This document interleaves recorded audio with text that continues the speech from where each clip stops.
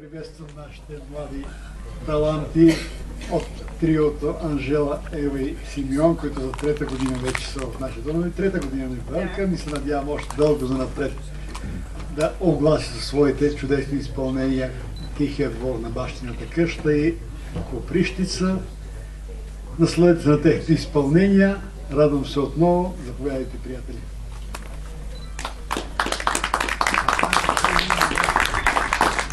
Добър ден на всички! Искаме да благодарим, че за трета година ни канят. Това е голяма чест за нас да свирим на тези страхотни празници. Ние сме Анжела, Ева и Симеон от Софийското музикално училище. Ученици, аз съм ученичка на професор Милена Молова, Ева ученичка на госпожа Благородна Танева, а Симеон на госпожа Сета Балтаян. И ръководител на нашото трио е госпожа Сета Балтаян. Сега ще ви представим една програма. Надяваме се да ви хареса. Приятно слушане!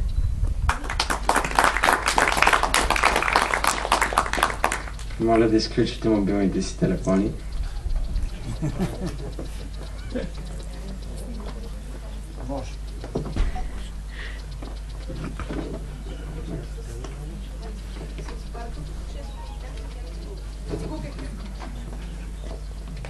Ще започнем програмата с Барток, 6 румънски танца за цигулка и пиано.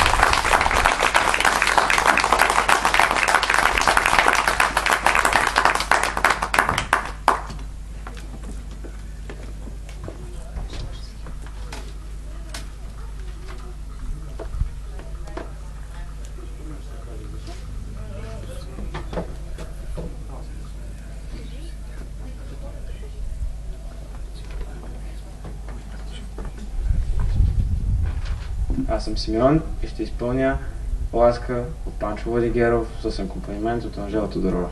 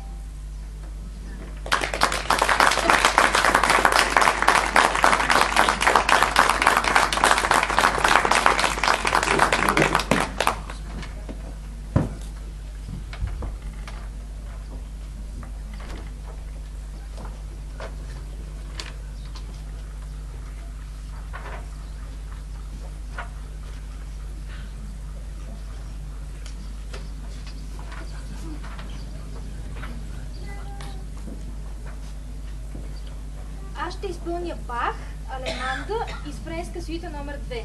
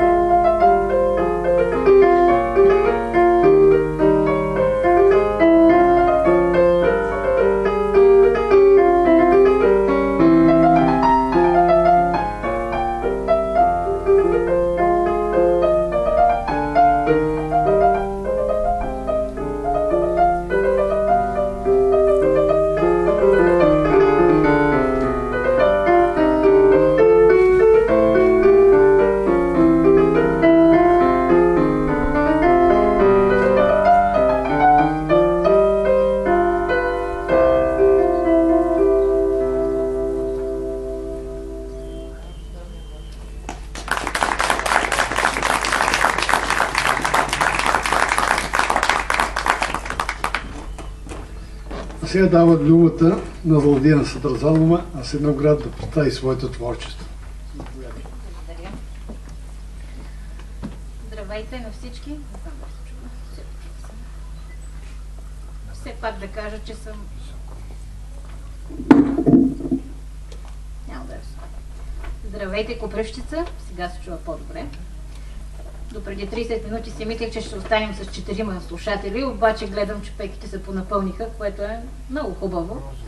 И показва, че тук има хора, които са ценители на хубавата музика и художествената литература. Казвам се Златина Садразанова и съм от Асеновград. Трябва да направя кратко свое представяне, затова ще използвам едно стихотворение на една съвременна талантлива българска поетеса, която се казва Ники Комедвенска. В мен живеят точно 3 жени и не отстъпва никоя на йота. Едната шепне тихичко: падни. Покорните са най-добре в живота. А втората, настръхнала за бой, плете въже от тънките ми вени и драска нощем хищният ти вой. Жените не застават на колени. А третата, в този свят суров, така умело сваля всяка броня и ме разлиства с толкова любов, че и на сън не ще да я прогоня. Обичам си ги и не ме е яд душата ми да ползват за постеля, но се чудя как на онзи свят Господ пак ще ги разделя. Това съм и аз, Златина Садразанова. Работя в сферата на химическата промишленост, следвам икономика, литературата ми е слабост. Искам да представя пред вас няколко мои стихотворения. Надявам се да ви харесат. Не искай от мене да бъда покорна, смирена и тиха. Убиваш живота. Не мога, а и не искам. Така ми харесва.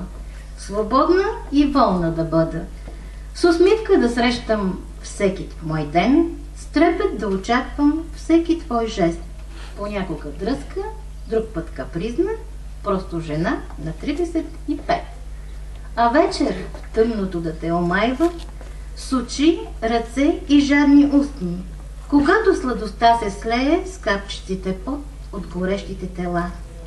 Обичай ме такава, гореща, страстна, буйна, непокорна, просто огнена жена. Второто стихотворение е Добро утро, любов. Добро утро, любов, слънчева и лъчезарна, като първия пролетен зов. Направих кафе, черно и силно, така както го обичаш ти. Помниш ли първия път? Пихме го заедно в леглото, сред смях и закачки. Малка струя от уханната течност се стече бавно по твоите устни и аз нетърпеливо и жадно с език ти я спих. После правихме дива и страстна любов. Добро утро! Колко си хубава и тази утрин, сънена и гола, топла и мека, очите с искрици черни разпалват огън в мен. Добро утро, любов! Добро да е! Чувам най-хубавият глас да ми шепти и една невинна потецка усмивка ме направи щастлив. Няма малки деца, щях да прочета нещо и за тях. И тъй като съм снаха в Асеновградския край, някой път се случва и пловдивчани да отива да живеят там, ще ви прочета един съвсем кратък разказ. Станимашки кокони, който не е чувал. На времето Асеновград се е казвал Станимахос, тъй като е бил доста години под владичеството на гърците. Топъл пролетен ден. Разцъфтяха белоснежни вишни.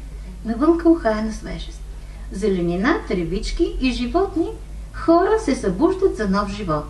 На главница по улицата бавно преминават станимашките кокони.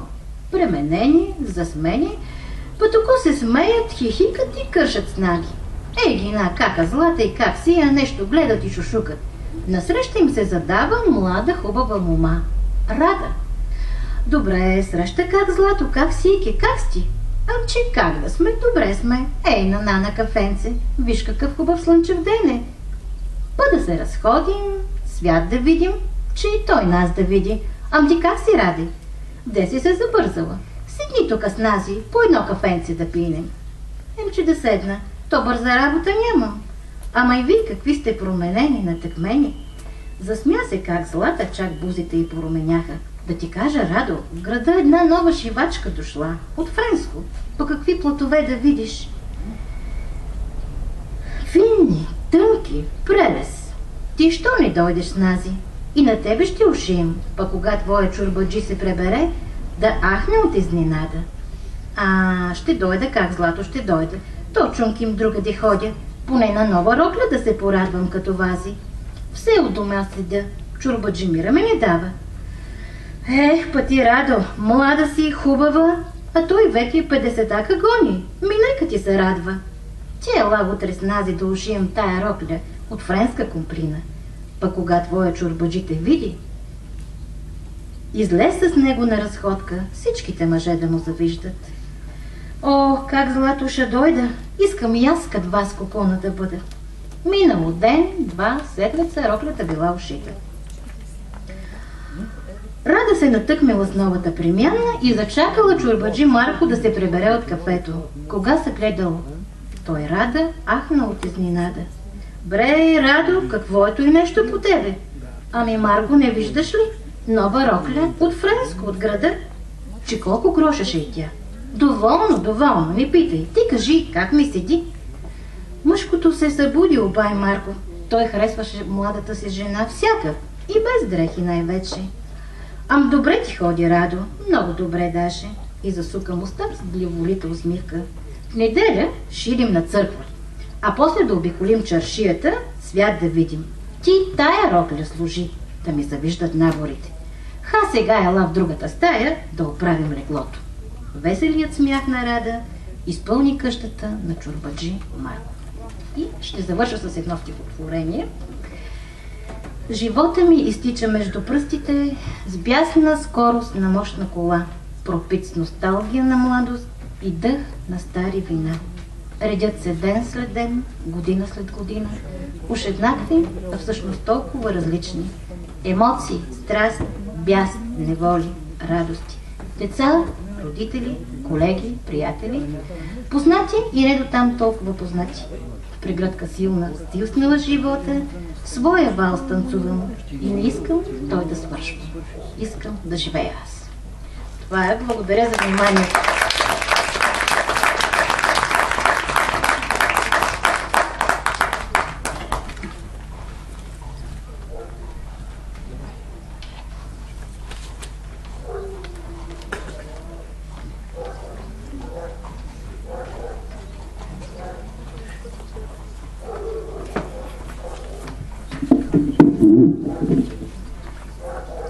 Програмата ще продължим с Севдана от Гърги Златев Черки.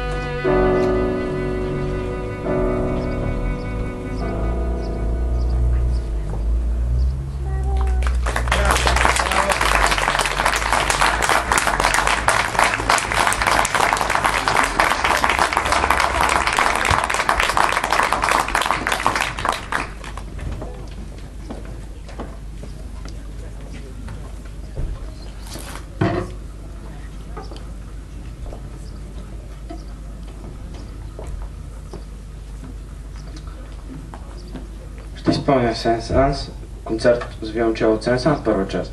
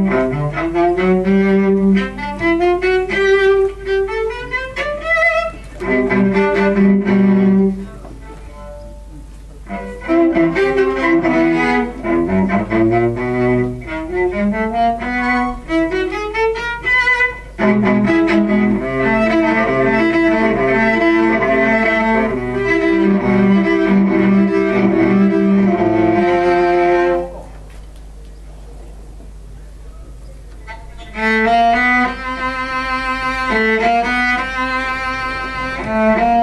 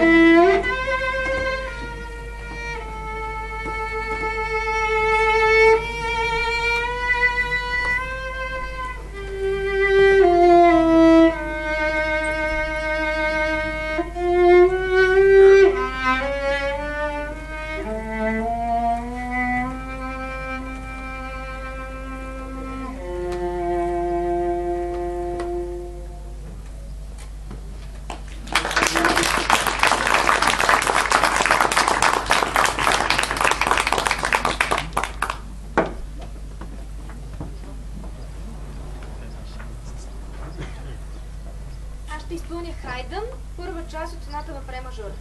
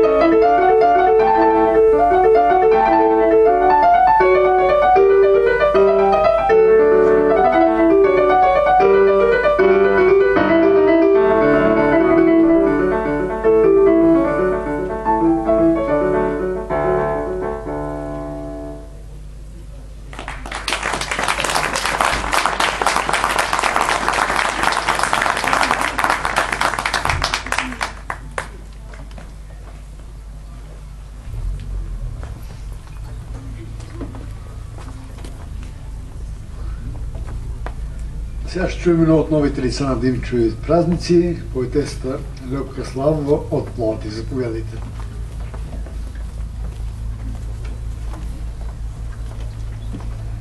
Здравейте! За мен е чест да участвам в Димчовите празници. Много ви благодаря за присъствието. Както вече спомена водещи, аз съм от Пловдив, учителка съм. Преподавам математика и информатика. Пиша от ученическите си години. Навскоро започнах да публикувам. Спечелих няколко награди и благодарение на една от тях отпечатах и първата си стихосбирка, от която сега ще ви прочета няколко стихотворения. Моето име. Аз коя съм, не питай. По-добре измисли ме. Днес в твоите стихове пак присъствам без име. През съня ти се нося, скорострелно улучвам. Същността ми е боса, но на тебе си случвам. Звездопади създавам и вселени зашивам. Ветровете раздавам и росата попивам. В сърцето ти спирам и с капка обричане всички болки изтривам. Аз се казвам обичане. Силует. Ти си моята сянка, моята нощна тъга. Ти си моята пролет, кръговрати затворени. Ти си сън несънуван, ти си цветна дъга. Ти си скритите сълзи от очите отронени. Ти си тъмен, но парещ силует в нощта. Ти си моята муза, на мен си наречен. Ти си моята болка, не мечта на мечта. Да останеш несбъднат, в мига си обречен. Не копнея за теб, не протягам ръка и не търся в душата ти пламъка топъл. Ти си там тъй отдавна, аз съм тук и сега. Не плача. И това не е вопъл. Все така аз вървя през бодли и цветя, смътен спомен за багри градински. И не зная дали да потърся света, в който можеш да бъдеш и истински. Пътища. На малки глътки ще отпиваш, бавно, и нищо, че горчи пилена днес. Ще пия с теб, в чашите поравно, любов и спомен сипах ти нощес. Не ме кори, дори не ме обичай, спомни си просто за онези дни. Тогава аз бях твоето момиче, а ти пък беше мой, сега не си. Безкрайни пътища в мен се стичат, по прашните им стъпки ги броя. Днес хора разни често ги пресичат, а аз вървя в живота все сама. Със съжаление не ме поглеждай. Той, изборът, нали си беше мой? Сипи в чашата ми грам надежда и повече не дей се безпокой. Ще тръгвам. Окъсняхме много вече. В мен ти на стъпките зова. И за последно, преди път далечен, в чашата налей ми самота. Любов през октомври. В тази утрин есенно горчива, склонила вейки, сгушвам се до теб. И ялините ми листа се скриват от идващите дни с дъх на лед. В златно и в оранжево сияеш, на есен щедра ти си син любим. За полета на птиците мечтаеш, стоиш прекрасен и неповторим. Облягам се на ствола ти стабилен, прегръщаш ме с нежни клони пак. И пееш ми за вятъра всесилен, за слънцето, за облака хлапак.